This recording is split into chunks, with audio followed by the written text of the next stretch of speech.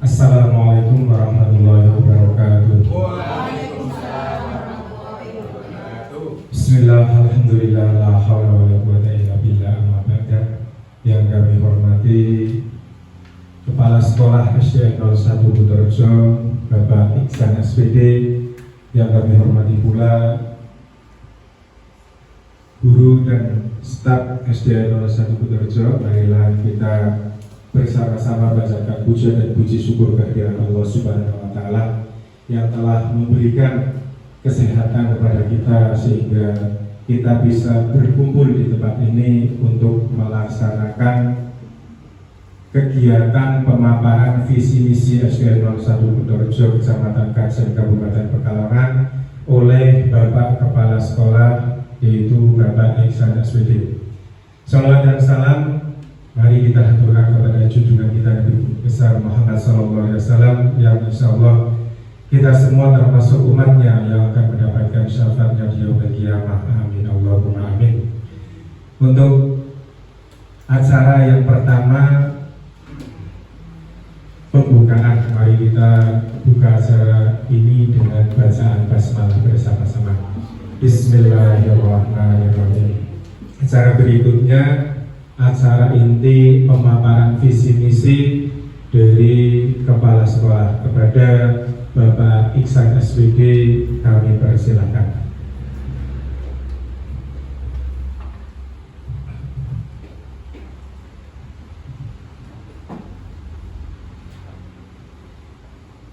Assalamualaikum warahmatullahi wabarakatuh. Waalaikumsalam warahmatullahi wabarakatuh. Yang terhormat para Bapak Ibu SDN 01 Kutorejo, marilah kita bersama-sama mengucapkan syukur kehadirat Allah Subhanahu wa Ta'ala atas limpahan rahmat hidayahnya sehingga pada siang hari ini kita masih dapat dipertemukan di ruangan ini dalam rangka pemaparan visi misi SD Negeri 01 Kutorejo Kecamatan Kajen Kabupaten Pekalongan. Bapak Ibu yang saya hormati, bahwa sekolah setiap tahun anggaran tahun ajaran baru ini perlu menetapkan visi misi. Untuk apa visi misi itu dibuat? Karena untuk menentukan arah pandang kita yang harus dicapai sebelum kita melaksanakan kegiatan, sehingga visi misi itu dibuat sebelum kegiatan dimulai, artinya mengawali proses kegiatan di sekolah sehingga arah yang kita tuju itu jelas. Dan visi misi itu perlu kita tahu semua, karena di dalam pembentukan visi misi ini melibatkan dari unsur sekolah, komite sekolah maupun unsur paling murid, dan ada juga melibatkan dari unsur pengawas bina. Bapak Ibu, kita mulai untuk pemaparan ini. Mohon untuk Bapak Ibu mencermati kegiatan ini karena biar kami semua tahu apa visi misi dan kandungan apa yang ada di dalam visi misi yang nanti kita bersama-sama mengaplikasikan kegiatan atau visi misi itu dengan baik. Yang pertama adalah visi sekolah, yaitu kami sepakat dengan terwujudnya peserta didik yang beriman, sehat, berprestasi, dan bermartabat. Slogan atau semboyan ini tidak hanya sekedar memilih kata, namun ada makna yang dikandung di dalamnya. Yang pertama adalah bahwa kita semua adalah makhluk atau warga negara yang berpancasila, ketuhanan yang Maha Esa. Oleh karena itu, beriman merupakan perwujudan dari sila yang pertama, ketuhanan yang Maha Esa. Sehingga diharapkan semua warga sekolah ini memiliki ketakwaan terhadap Tuhan yang Maha Esa, yaitu beriman. Yang kedua, sehat. Sehat di sini dalam arti luas, tidak arti sempit, artinya sehat, artinya tidak punya penyakit, tidak. Sehat di sini merupakan sehat jasmani, sehat rohani, sehat berpikir, sehat dalam hal ekonomi, dan sehat dalam segala hal. Artinya makna sehat di sini bukan arti sehat yang makna yang sempit, arti makna yang luas. Sekolahnya sehat, gurunya sehat, masyarakat, wali murid, anak-anak dalam komunikasinya juga sehat, berpikirnya juga sehat. Kemudian yang berikutnya berprestasi. Siapapun, kami guru sekolah maupun orang tua berharap semua berprestasi. Nah di sini visi yang diambil sekolah berprestasi dengan harapan agar tidak cuma guru atau anaknya, semua warga sekolah harus punya prestasi di segala bidang menurut kemampuannya masing-masing. Anaknya berprestasi, gurunya berprestasi, dan semuanya berprestasi sehingga muncul sekolah berprestasi. Ini yang berikutnya bermartabat. Setelah beriman, kemudian sehat tadi segala-galanya, kemudian berprestasi, maka jadilah kita sebagai insan yang bermartabat. Artinya kita itu memenuhi syarat, ada keimanan, ada kesehatannya, ada prestasinya. Artinya kita berpredikat manusia atau insan yang bermartabat. Dan martabat itu yang menilai bukan diri sendiri, tapi orang lain. Berikutnya kita masuk ke misi sekolah. Ada 5. Yang pertama adalah membangun kesadaran diri sebagai makhluk ciptaan Tuhan yang Maha Kuasa.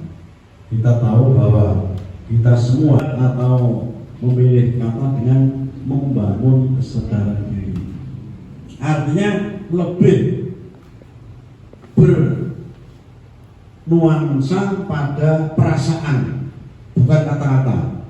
Yang kedua, meningkatkan penguasaan ilmu, pengetahuan dan teknologi, serta merasa cinta terhadap ilmu pengetahuan. Kalau kita mau menjangkau yang lebih baik, yang lebih tinggi, maka cintailah apa yang kita jangkau. Bagaimana mungkin kita akan mengharapkan sesuatu yang tidak kita cintai?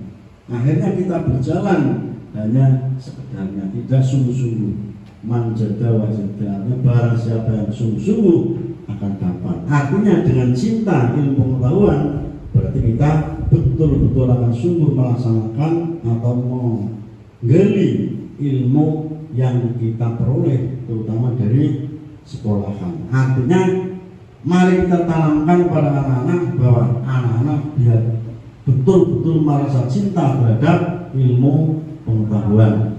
Kemudian yang ketiga, membina dan mengembangkan budi pekerti serta berbudaya menuju bangsa yang satu dengan menanamkan pendidikan karakter dan merasa bangga sebagai warga negara Indonesia. Di sini kata kuncinya adalah kita sebagai bangsa Indonesia harus bangga ini. Kalau kebanggaan sebagai bangsa tidak ada, kita tidak akan menjadi warga negara yang baik. Kita bangga sebagai guru, maka kita mudah-mudahan menjadi guru yang baiknya. Di sini ada mengembangkan budi pekerti luhur, itu jelas. Ini karakter. Berbudaya menuju bangsa yang santun dengan menanamkan pendidikan karakter. Kita tahu semua di medsos dan dimanapun seakan-akan sekarang sopan santun, perilaku, kata-kata, etika sudah tidak ada, ditutup-tutupi. Anak-anak tahu dan mendengarkan, melihat di TV dan sebagainya. Maka tugas kita selalu didik ini harus menanamkan pendidikan karakter. Yang mana apapun sekolah kita saudara kita dan sebagainya, harus kita bangga memiliki dia mereka. Ini yang berikutnya yaitu nomor 4, mengembangkan pembelajaran secara aktif, kreatif, efektif, inovatif, kompetitif, dan menyenangkan. Nah ini tugas Bapak Ibu di sini, bahwa pembelajaran kelas kita buatlah, carilah model terbaik, terefektif untuk Bapak Ibu agar di dalam pembelajaran ini silakan dibuat. Tidak ada batasan model pembelajaran, namun pastikan bahwa model pembelajaran Bapak Ibu di kelas pembelajaran yang menciptakan sisi kreatif, efektif dalam arti waktu tidak bertele-tele, inovatif artinya pembaruan harus juga kami peroleh, harus kami gali, sehingga jangan monoton sejak jadi guru sampai sekarang masuk itu sudah dulu saja. Sementara kita zaman semakin maju, maka butuh inovatif, kompetitif, ya harus bersaing.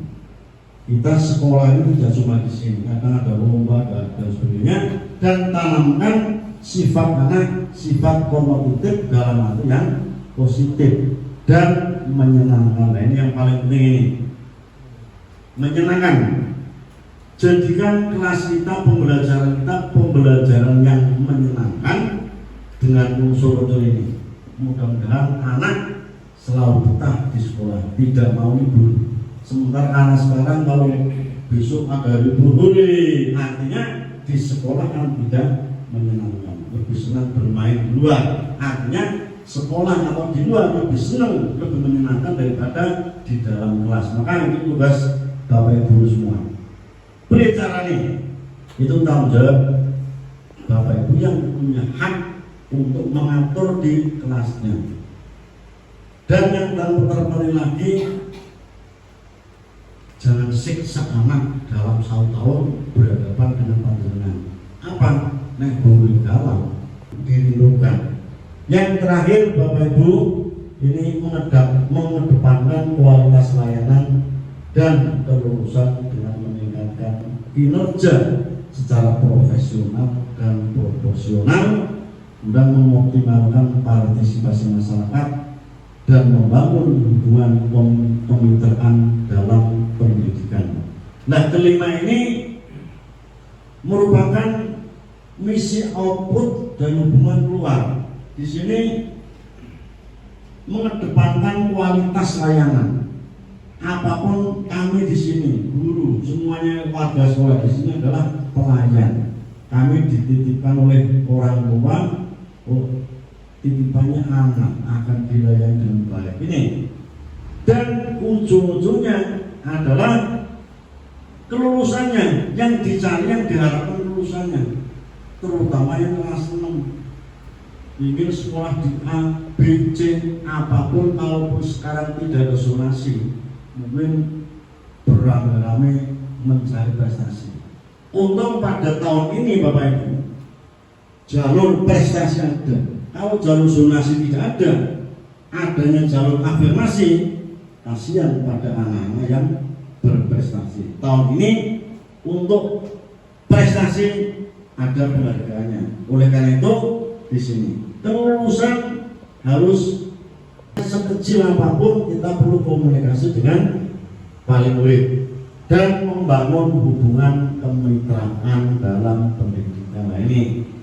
Nah di sini hubungan kemitraan ini hubungan yang mitra, saling kasih, asah dan asuh. Artinya apa? Tidak ada rasa kebencian, yang kurang diingatkan, yang salah dibenarkan, bukan dibenarkan disetujui, tidak. Artinya diarahkan menjadi benar. Yang belum mampu diberi informasi atau diberi pembinaan atau apalah, sharing dengan teman-teman sendiri. Artinya apa? Di sini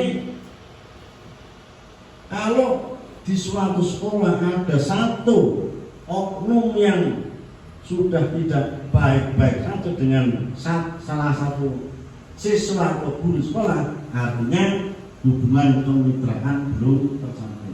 Maka mari kita ciptakan, kita bangun hubungan kemitraan baik melalui pembelajaran dengan anak, teman-teman guru, komite, kepala desa, pamong maupun masyarakat. Bahkan lebih tidak malu. Tapi kalau tidak ada hubungan kemitraan, harap oposisi, diwan dan bagaimana kekewo.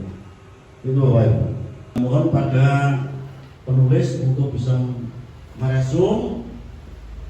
Yang pertama adalah partisipasi dalam platform Merdeka Mengajar. Kira-kira mengapa di sini di rapot pendidikan kita kok PMM kita turun? Ini bukan rendah, tapi turun. Tadinya naik. Kira-kira penyebabnya apa? Faktor apa yang menyebabkan? Kemudian kita carikan solusi bersama-sama. Barangkali ada pertanyaan, silakan atau yang bisa menjawab ini. Apabila jawaban Bapak Ibu yang ada kok kurang memuaskan, silakan boleh tambah. Kalau kok masalah, silakan diralat, dicarikan jalan yang terbaik. Coba siapa kira-kira? Kalau tidak ada, bisa tunjuk. Mas Baget, coba Mas. Ya, terima kasih Pak Pemateri. Menurut saya untuk platform Merdeka Mengajar ini, mengapa di sekolah kita untuk THP ini menurun? Mungkin guru ini kan sudah memiliki kewajiban mengajar dari jam 7 sampai 12 atau jam setengah 1. Mungkin itu salah satu yang menyebabkan ada beberapa waktu sampai jam kerja. Nah, sedangkan untuk membuka platform mengajar mungkin membutuhkan waktu. Di samping itu guru juga memiliki tugas-tugas tambahan, Pak. Jadi tidak hanya mengajar murid, tidak hanya mengkondisikan murid, tapi ada yang jadi bendahara, ada yang jadi operator sekolah, ada yang jadi pengurus aset dan sebagainya. Masih banyak administrasi yang harus dikerjakan oleh guru, sehingga kami rasa waktunya kurang cukup untuk mengerjakan platform Merdeka Mengajar ini. Sehingga menurut kami alangkah baiknya untuk platform mengajar ini diberikan waktu khusus di luar jam kerja, sehingga waktunya bisa lebih luas dan guru bisa lebih leluasa membuka platform Merdeka Mengajar. Terima kasih. Terima kasih atas masukan dan solusinya, Pak Baget. Memang betul pekerjaan itu tidak cuma mengajar, apalagi sekarang banyak tugas-tugas. Di depan meja tidak ada bukti tugas, namun di HP kita, di laptop kita tumbuh-tumbuhan. Itu betul, Pak. Barangkali mohon yang mau menambahkan atau apa yang disampaikan Mas Baget mewakili Bapak Ibu, sama artinya yang Bapak Ibu rasakan? Saya tidak. Sama Pak. Nah, berarti artinya di sini perlu adanya waktu khusus bareng-bareng di kelompok belajar tadi. Kita bareng duduk bersama mengerjakan PMM di dalam waktu dan tempat yang sama. Biar semangat. Itu ya. Waktu tanggal mainnya nanti kita bahas di kemudian hari. Artinya kita sepakat bahwa nanti pada saatnya jangan kaget, ada waktu khusus dibahas masalah PMM. Terus masalah yang kedua ini, manajemen kelas. Ini tadi manajemen kelas, pengelolaan kelas. Mengapa di rapor pendidikan kita turun manajemen kelas? Kami juga tidak tahu. Yang lebih tahu adalah Bapak Ibu. Karena apa? Bapak Ibu yang setiap hari dari membuka pintu sampai menutup pintu, membuka salam sampai menutup salam. Yang berbeda Bapak Ibu, adapun kami kan cuma sesekali setiap hari, maka hanya Bapak Ibu yang lebih tahu. Silakan ada yang mau usul atau mau dimasukkan. Mbak Ida mau silakan Mbak. Terima kasih atas waktunya. Assalamualaikum warahmatullahi wabarakatuh. Waalaikumsalam. Mengenalkan sedikit tentang manajemen kelas Pak ya. Kenapa menurun? Menurut saya, menurunnya manajemen kelas atau pengelolaan kelas itu dipengaruhi oleh banyak faktor. Salah satunya adalah banyaknya tugas guru Pak. Banyaknya tugas guru yang harus diselesaikan pada saat jam pembelajaran, yang harus diselesaikan, yang harus selesai pada saat jam mengajar, sehingga pengelolaan kelasnya itu kurang maksimal dan guru kurang fokus di dalam kelas. Nah, solusinya apa?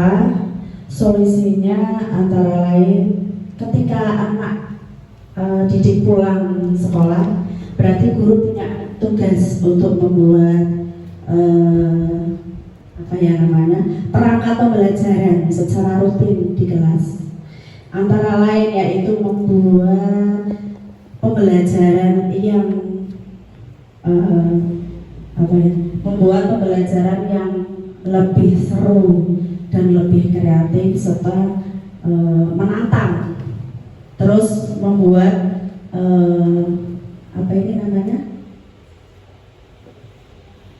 alat peraga, membuat alat peraga dan perangkat pembelajaran lainnya yang menunjang di kelas. Dan yang lebih pentingnya lagi Pak, itu sebetulnya kita punya harus bisa sharing dengan teman satu kobel, begitu Pak dari saya. Menambahkan yang lebih pentingnya lagi tadi, sebentar tadi saya catat. Yang lebih pentingnya lagi itu berarti guru harus pandai memilih model pembelajaran yang tepat Pak di kelasnya. Begitu Pak dari saya. Terima kasih. Barangkali ada kesalahan, mohon maaf. Terima kasih. Wassalamualaikum warahmatullahi wabarakatuh. Terima kasih Bu Ida memberikan masukan dan solusinya. Mungkin kami menyadari juga sama seperti yang disampaikan Mas Bangkit, waktu kesibukan dan memang itu nyata. Ya kita harus kita akui bahwa guru SD itu ya nyambi operator, nyambi yang lain-lain lah. Nah itu memang harus kita laksanakan. Namun tidak boleh untuk menjadi alasan. Apapun pengelolaan kelas adalah harus nomor satu. Karena apa? Di sini kelasnya memang di sekolah, anaknya pulang ke rumah, anaknya ditanya orang tua, nggak pilih, mau gurunya nggak guru lagi no. Ini karena berkaitan juga, maka orang tua tidak tahu Mbak, tidak tahu itu guru itu si ibunya begini. Maka ya mari kita betul tadi, mohon nanti setelah waktu anak selesai pembelajaran kita manfaatkan bareng-bareng, membuat segala persiapan dari model, terutama model ini. Model itu adalah yang utama ini. Karena apa?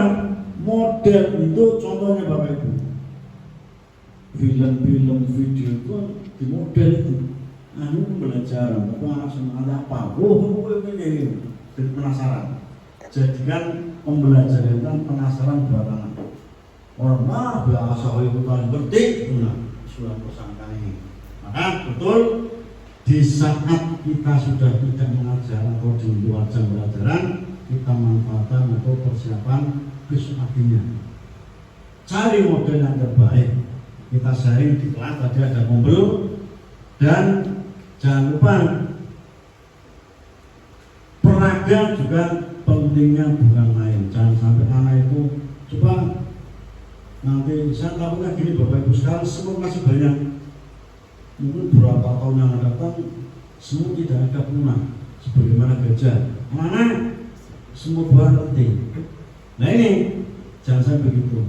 Anak pernah melihat gajah? Tidak, Pak Bubur atau Bulu gambar saja.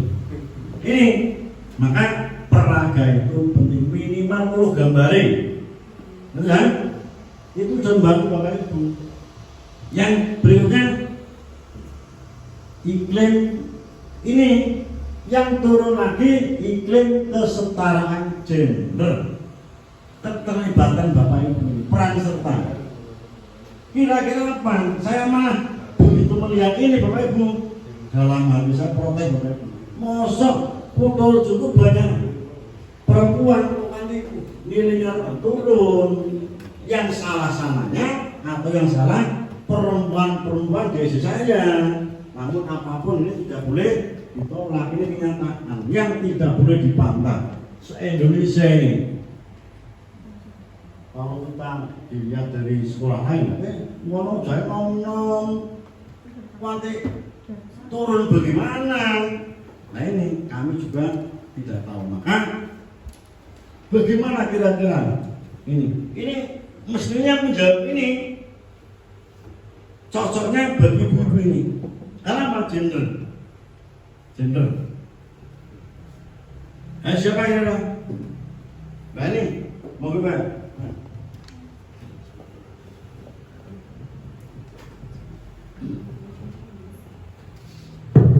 Assalamualaikum warahmatullahi wabarakatuh. Waalaikumsalam warahmatullahi wabarakatuh. Terima kasih waktunya yang diberikan kepada saya untuk berpendapat tentang iklim kesejahteraan gender. Yang tadi sudah dipaparkan, kalau kita lihat di rapot pendidikan yang turun dari 2023 ke 2024 itu kita sebanyak 6,38%. Dan jika kita kaji lagi itu dilihatnya di asesmen pendidikannya.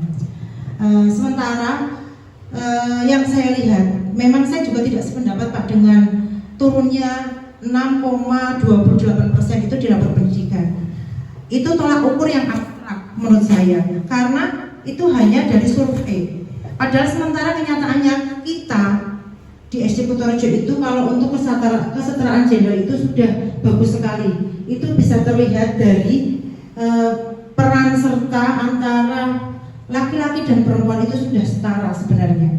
Tapi kalau kita boleh berpendapat kenapa kok turun sampai 6,28%, mungkin pada saat kita melakukan survei lingkungan belajar atau biasa disebut Sulingjar itu ada pertanyaan-pertanyaan yang intinya di mana peran serta antara perempuan dan laki-laki itu lebih dominannya laki-laki. Lah mungkin di situ dan juga dipengaruhi dengan pola pikir yang kita warisi dari zaman nenek moyang kita, bahwa antara laki-laki dan perempuan itu beda. Ada sekat-sekat tertentu, ada di mana pekerjaan yang ini pantasnya cowok, ini pantasnya cewek. Dan sekarang itu sudah tidak berlaku lagi.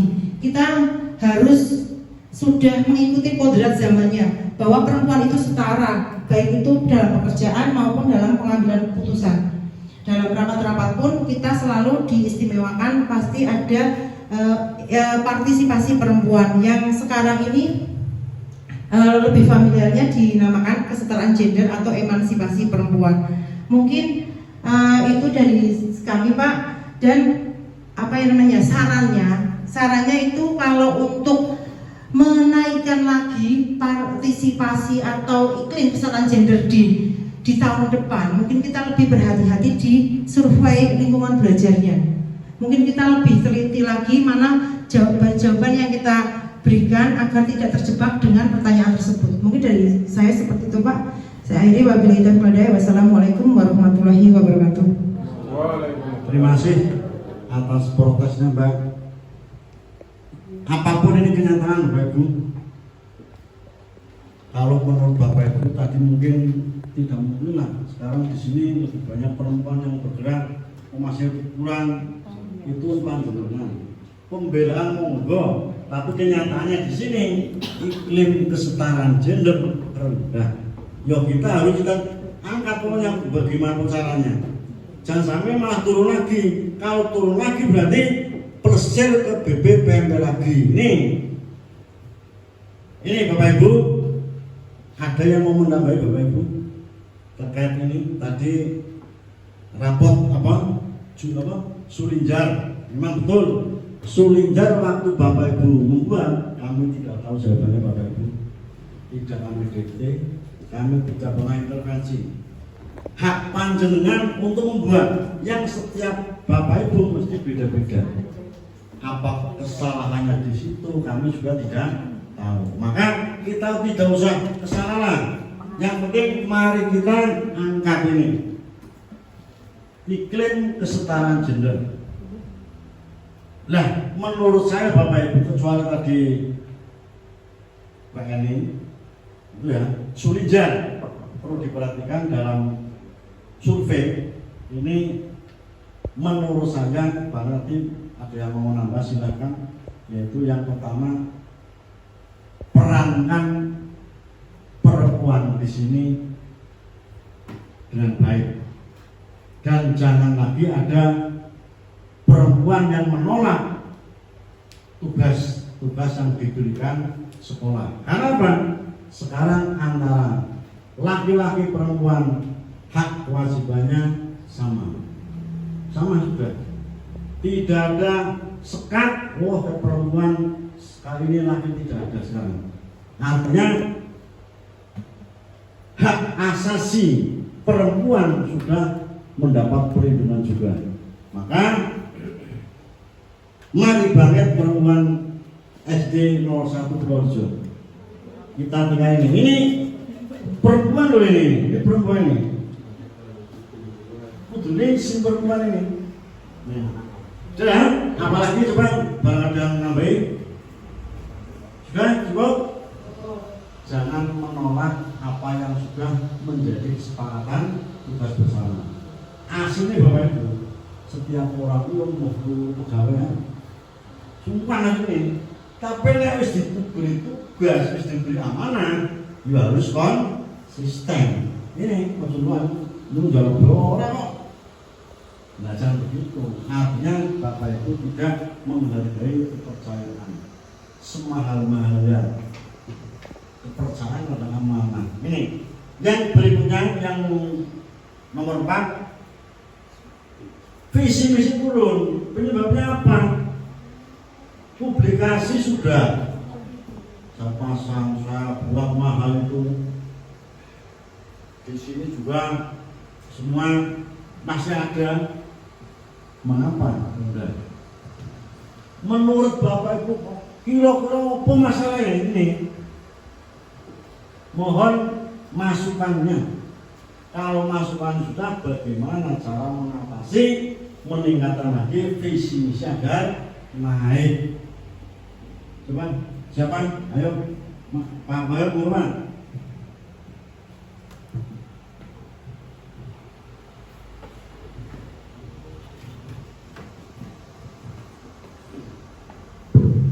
Ya, terima kasih Pak atas kesempatannya. Dari pemaparan Bapak yang sudah dijelaskan, ada beberapa coretan Pak yang saya resume, terutama terkait dengan penurunan visi misi sekolah. Tadi sudah jelas gambaran disampaikan oleh beliau, di mana untuk visi misi itu sangat penting sekali dalam berorganisasi, lembaga, instansi manapun itu pasti ada visi misi. Sebab visi misi di situ telah mencatat untuk program ke depan sebagai cita-cita yang harus kita raih.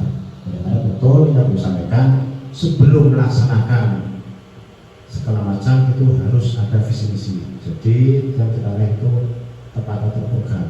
Nah, kenapa di sini visi misi turun dan di sini banyak juga. Oleh karena itu di sini saya memiliki catatan. Yang pertama yang menyebabkan turunnya visi misi Pak, di antaranya kurangnya sosialisasi Pak. kurang sosialisasi terhadap warga sekolah, ya.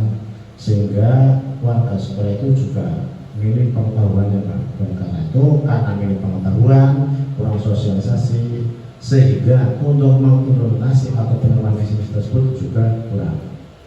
Visi misi di sini itu hanya sebagai pacar saja Pak, belum bisa setelahnya dihayati, dibahas secara lebih dalam lagi. Karena itu ini menjadi kurang menurut saya Pak. Nah, oleh karena itu dari beberapa faktor ini yang menyebabkan menurunnya visi misi di pendidikan kita. Saya di sini memberikan atau menawarkan beberapa alternatif solusi Pak. Di antaranya yang pertama adalah kita perlu mengadakan bedah visi misi dengan cara kita memahami, kita menelaah, mempelajari, memahami, sehingga diharapkan semua warga sekolah, baik anak maupun guru itu harus ada sertifikasi Pak. Ya. Contohnya, ya, guru dengan semangat luar biasa Pak, ya, untuk mengajar dan guru. Tapi kalau anaknya kurang, ya, tidak bisa Pak. Begitu juga sebaliknya, anak semangat sekali Pak, tapi kalau bapak ibu guru atau pendidik kurang, ya tidak bisa. Oleh karena itu harus ada sinergitas Pak antara pendidik dan peserta didik. Karena apa? Tadi itu dasarnya ada visi misi. Tadi disebutkan visinya di sini adalah terwujudnya peserta didik yang beriman, sehat, berprestasi. Contohnya di sekolah itu tidak harus dari untuk lomba-lomba Pak. Nah di sini kan guru kan biasanya kan semangat sekali Pak. Tapi kalau anak sudah kurang semangat, ya, jadi semuanya harus ada sinergitas ya, antara ini dan strategi. Nah kemudian setelah kita belajar bersama, kita pahami, belajar telaah bersama-sama dengan matang, diharapkan bisa memahami, kemudian kita bisa mengimplementasikan atau bisa menerapkannya. Nah kalau sudah, kita juga perlu perlu mengevaluasi jika ada beberapa visi misi yang kurang efektif. Saya kira itu saja Pak, saya terima kasih. Yang terakhir Bapak Ibu, mengapa partisipasi kesetaraan peserta didik di rapor pendidikan SD Budol 1 turun? Nah ini muridnya turun, gendernya turun, visi misi turun, pengelolaan turun, berarti turun semua ini Bapak Ibu. Kalau partisipasi platform Bapak Ibu turun, pengelolaan turun lagi Bapak Ibu lagi, gender terutama yang ibu-ibu, visi misi saya ini, visi misi. Nah partisipasi kesetaraan anak-anak ini, anak ikut turun Bapak Ibu, ajar Bapak turun semua rombongan. Nah kira-kira partisipasi kesetaraan di peserta itu begini Bapak Ibu, bagaimana peran serta anak, kejauh peran serta kesetaraannya bagaimana antara anak yang satu dengan anak yang lain, sebagaimana kesetaraan gender. Ono si dume, suge, orang kaya dan sebagainya. Artinya antar anak di sini rendahnya mungkin karena belum ada hubungan yang harmonis antara anak yang satu dengan yang lain. Masih ada semacam kerikil-kerikil yang menyebabkan anak-anak tersebut menjadi retak atau tidak harmonis. Kira-kira yang bisa untuk memberikan masukan Pak. Ini tadi perempuan sudah berapa tadi Pak? Ya. Biar 2/3 laki-laki lagi lah. Mas.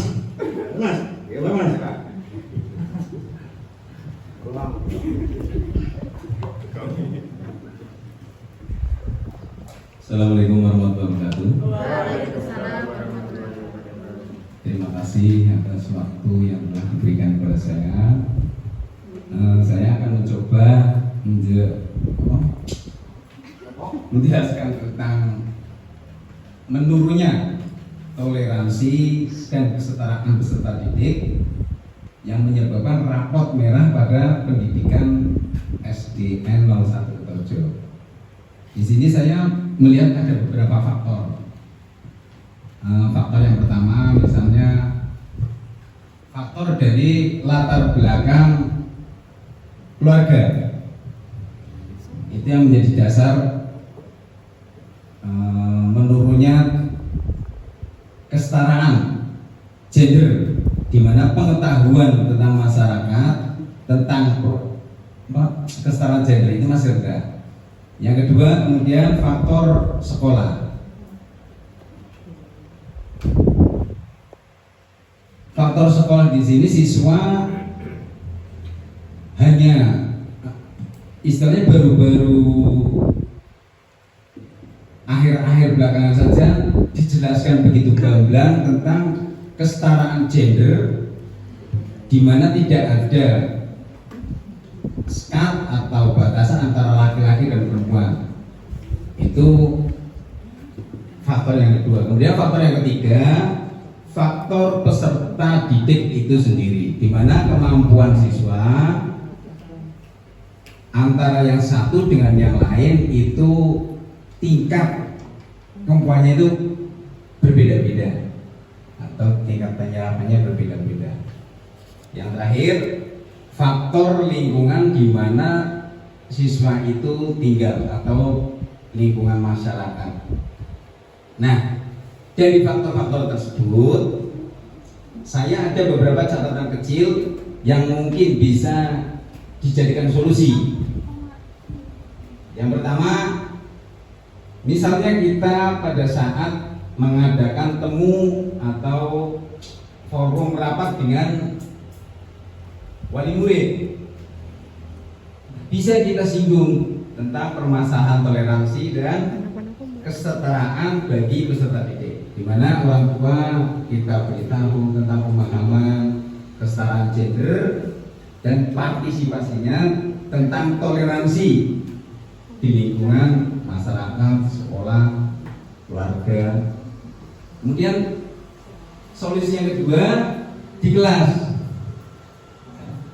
Jadi guru juga bisa memanfaatkan model pembelajaran bermain peran. Ini malah lebih menarik sekali. Nah, dalam pembelajaran anak mungkin rasa tertariknya lebih tinggi kalau anak bisa diajar dengan model bermain peran dibandingkan dengan model-model yang sudah lama. Jadi pemahamannya mungkin lebih mudah untuk diterima oleh anak. Yang ketiga, setiap warga sekolah, terutama guru, menyelipkan materi pentingnya toleransi dan kesetaraan dalam pembelajaran. Ini di setiap mata pelajaran biasanya guru di samping memberikan ilmu, pelajaran, tugas. Nah, ini biasanya ada selipan-selipan yang istilahnya tambahan untuk pemahaman tentang toleransi dan kesetaraan gender. Nah, selanjutnya dalam kegiatan kelompok, guru memperhatikan karakter anak.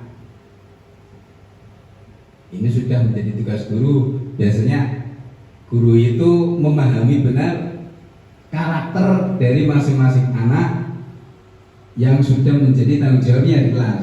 Ini dari 1, 2, 3 anak di kelas, guru biasanya memahami benar setiap karakter dari masing-masing anak tersebut.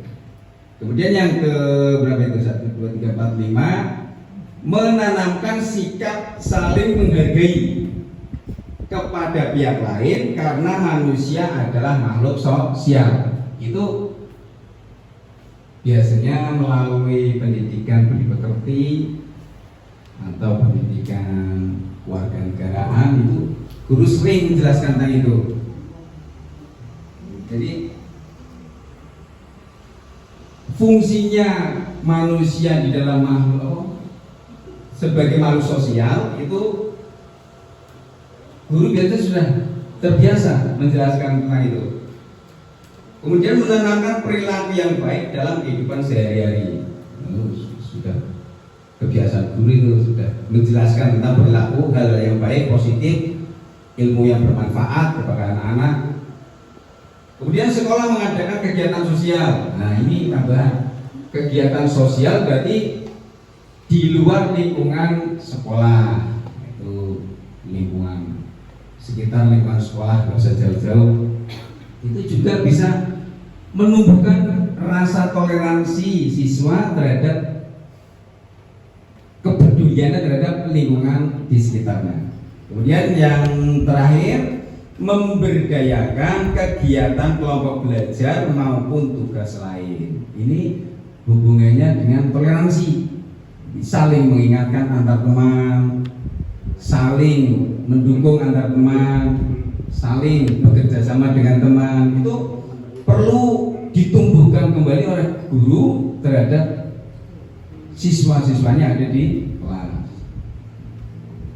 Nah, itu adalah paparan saya tentang menurunnya toleransi dan kesadaran peserta didik di lingkungan sekolah. Cukup sekian dari saya. Terima kasih. Assalamualaikum warahmatullahi wabarakatuh. Ada tambahan Bapak Ibu? Monggo Mas.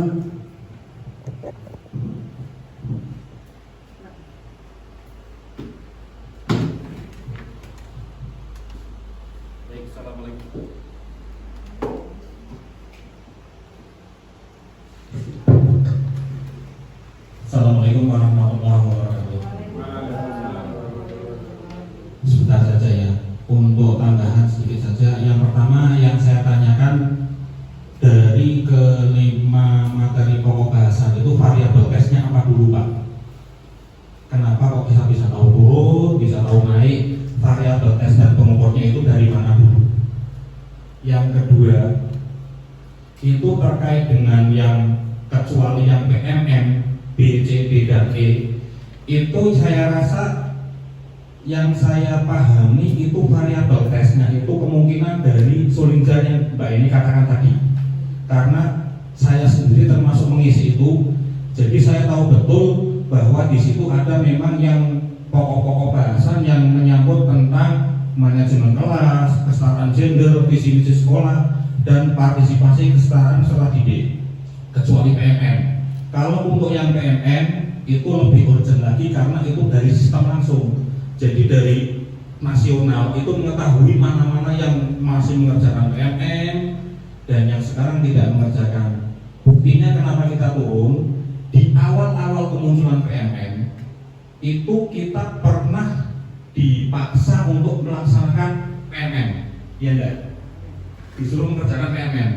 Rata-rata guru mengerjakan semua Pak. Termasuk COVID 1, 2, 3, 4 sampai berapa? 24 yang indah sekarang atau 28 sekarang. Jadi semakin sini sekali dikerjakan PMM itu topiknya nambah terus Pak, nggak pernah selesai. Yang sudah selesai 24 muncul lagi 3 topik baru, sudah selesai 27 muncul lagi topik baru, seperti itu terus. Dan sekarang kemungkinan guru-guru kendalanya adalah jarang yang mulai buka PMM. Termasuk saya sendiri, saya sampai topik berapa? 14 kalau tidak salah. Sekarang sudah tidak mengerjakan lagi. Itu mungkin di sini ada yang sudah sampai 21 atau 24. Itu. Jadi untuk khusus yang PMM ini mungkin dinilai dari sana langsung, diketahui oh ini Kutorejo yang mengerjakan sampai sekian, gurunya ini ada namanya semua. Nah untuk yang B, C, D dan E itu dari Sulingjar untuk ke depan kita ketika mengisi survei lingkungan belajar bareng-bareng Pak. Kalau pengalaman yang dulu itu mengisinya sendiri-sendiri, ada yang mengisi di rumah, ada yang mengisi di UKS, ada yang di kantor, itu sendiri-sendiri. Jadi ketika ada salah satu pertanyaan mungkin yang membuat bingung atau galau, itu ini jawabannya apa? Akhirnya hanya asal menjawab saja. Seperti itu. Mungkin mereka melihat rapor pendidikan itu dari Sulingjar, dan yang kedua itu biasanya untuk numerasi dan literasinya dari ANBK. Itu seperti itu. Jadi nanti untuk ke depan supaya kita lebih meningkatkan nilainya itu lagi, pada saat pengisian Sulingjar bareng-bareng. Itu saja tambahan dari saya. Jadi nanti ketika ada pertanyaan-pertanyaan yang perlu dibahas rapat bareng itu bisa diselesaikan secara bersama-sama. Itu aja, terima kasih. Assalamualaikum warahmatullahi wabarakatuh. Terima kasih tambahnya Krisna. Ini untuk menambah wawasan kita bersama dan masukannya langsung solusinya tadi. Oleh karena itu bagi bapak-bapak nanti kalau ada sulinja lagi, dan nanti kita duduk bersama. Jika pemikiran orang 10 lebih baik daripada salahnya satu orang pintar, 10 orang bodoh lebih baik daripada satu orang pintar. Ini, maka nanti bersama-sama. Barangkali ada, monggo. Kalau tidak ada, sudah cukup dua. Bapak Ibu yang saya hormati, untuk pemaparan visi misi sudah selesai. Mudah-mudahan ini informasi yang kesekian kalinya tentang visi misi sekolah, dan mudah-mudahan ini lebih dicermati lagi. Yang berikutnya itu yang materi pokok mengapa kita kok turun tadi sudah dibahas bersama. Monggo nanti pada saatnya kita konsekuen. Ada yang setelah belajar selesai mengerjakan PMN dan sebagainya maupun pengelolaan kelas. Ada yang tadi waktu kita mengerjakan sulinjar bareng-bareng, kita harus konsekuen bareng-bareng. Syarat itu yang bisa saya sampaikan. Kurang lebihnya mohon maaf, dan mohon pada tulis untuk bisa membacakan hasil pemaparan hari ini. Kemudian selanjutnya sekalian mampu untuk bisa ditutup oleh pembaca. Saya akhiri. Assalamualaikum warahmatullahi wabarakatuh.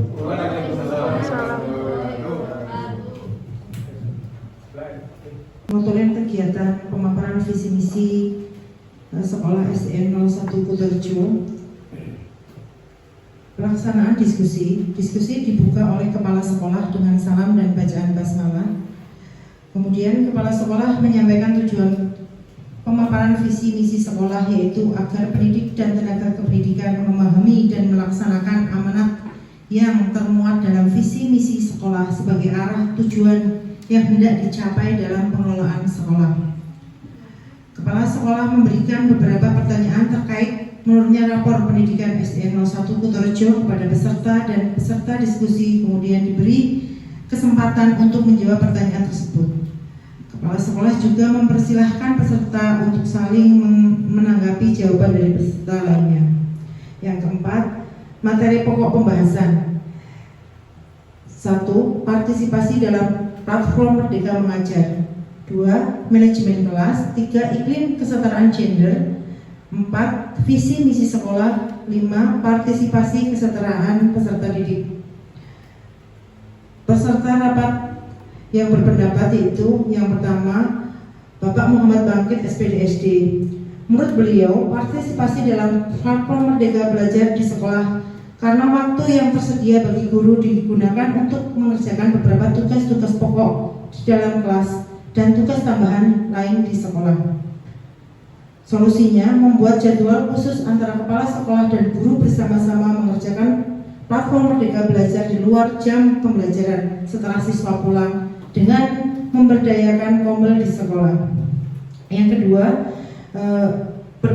Bu Indah Fajarwati SPD berpendapat menurunnya manajemen kelas disebabkan beberapa faktor, diantaranya banyaknya tugas guru di luar jam mengajar yang harus diselesaikan bersamaan pada jam pembelajaran, sehingga guru kurang fokus di dalam kelas dan tidak dapat melakukan pengelolaan manajemen kelas dengan maksimal. Solusinya, setelah usai pembelajaran atau anak sudah pulang, guru menyiapkan perangkat ajar. Pendapat yang ketiga yaitu dari Eni Lestari SPD. Menurutnya iklim kesetaraan gender di sekolah karena di antara kita masih terdapat pemikiran maupun rasa bahwa tugas dan peran laki-laki maupun perempuan masih dianggap ada sekat yang kuat. Solusinya, memberdayakan kemampuan perempuan, berilah kepercayaan untuk perempuan. Terus dalam kegiatan di sekolah tidak didominasi baik oleh laki-laki maupun perempuan, tapi setara. Terlibatan laki-laki dan perempuan harus ada dalam setiap kegiatan, setidaknya 2/3 dari 2/3 laki-laki dan 1/3 perempuan. Pendapat yang keempat yaitu Bapak Duluhab SPDI.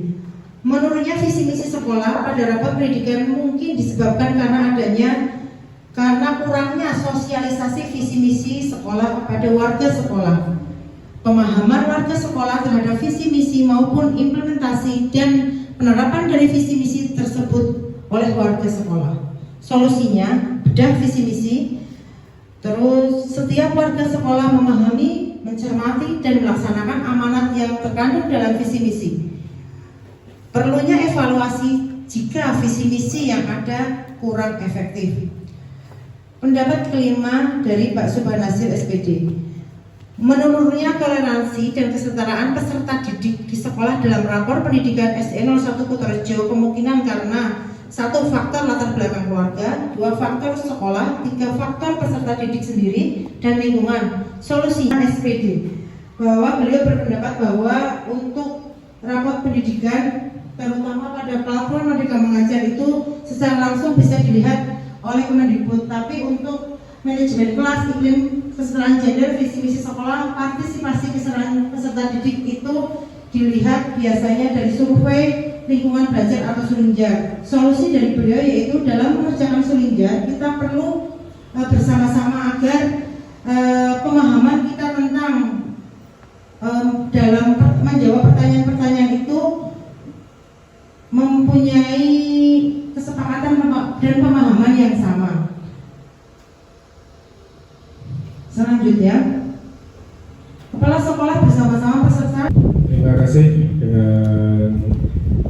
Setelah pemaparan visi misi dan diskusi selesai, maka selesai pula kegiatan pada siang hari ini.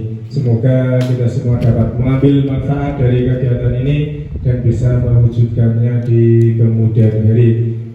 Maka dari itu marilah kita tutup bersama-sama dengan bahasa Alhamdulillah.